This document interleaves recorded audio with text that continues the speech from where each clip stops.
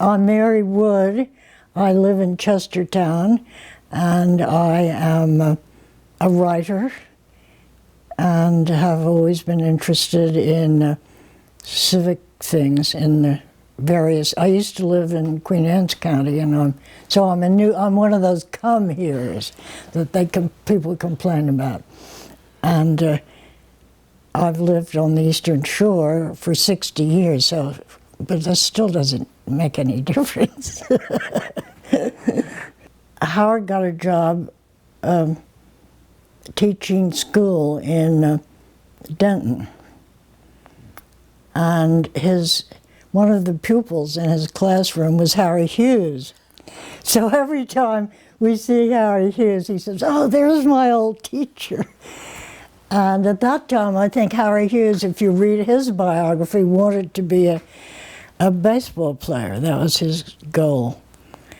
And I'm glad he didn't, because I think he's one of the best governors we ever had.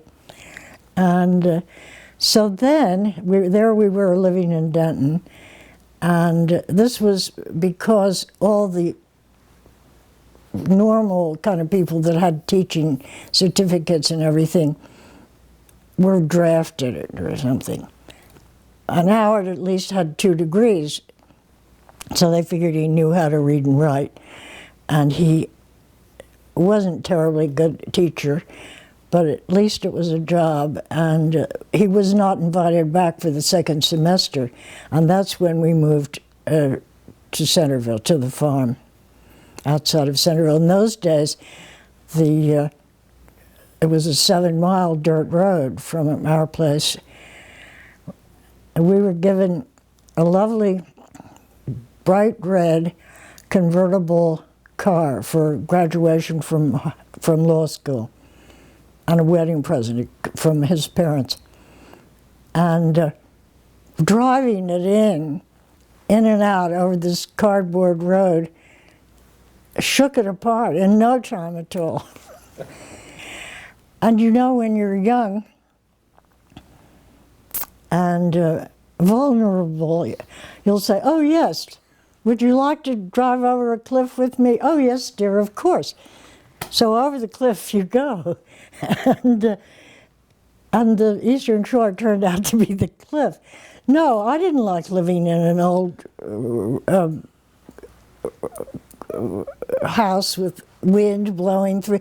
The first year that we lived in our house, you haven't seen where we live? Yeah, years ago. Yeah. Years ago. Well, anyway, the curtains blew out from the window, and we had this rug on the floor, and it rippled.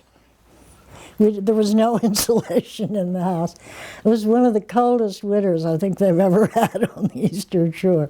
Chestertown life, let me tell you, seemed like the big time compared to living in, I shouldn't say that, you'll lose all your Queen Anne's County subscribers.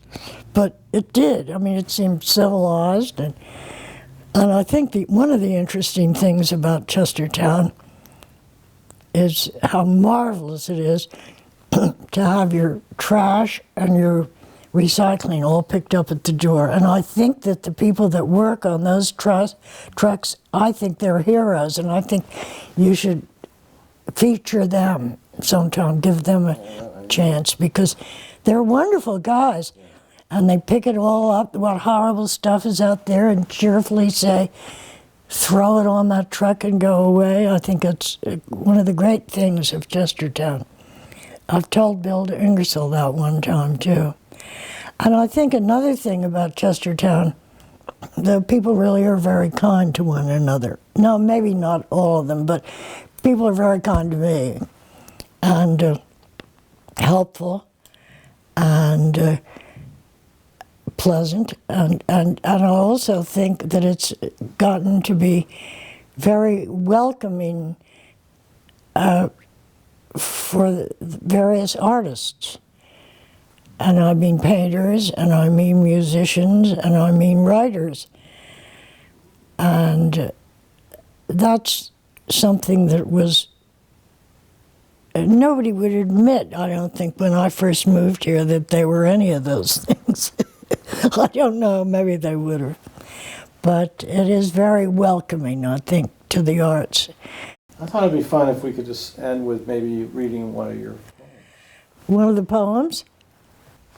This is called The Mistress of the Masks. The mistress of the masks hangs them in alphabetical order, angry to zealous. She snaps one deftly into place the moment it is needed. Do I decide which one to wear? Does she?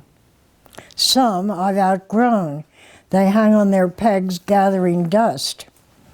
The one I wear while on the phone is frayed around the mouth. Sorrow and joy are paper thin, crumpled about the eyes. She hands me the courage mask a lot, but it hardly shows wear. Tough, stiff, uncomfortable, fitted to conceal trembling lips.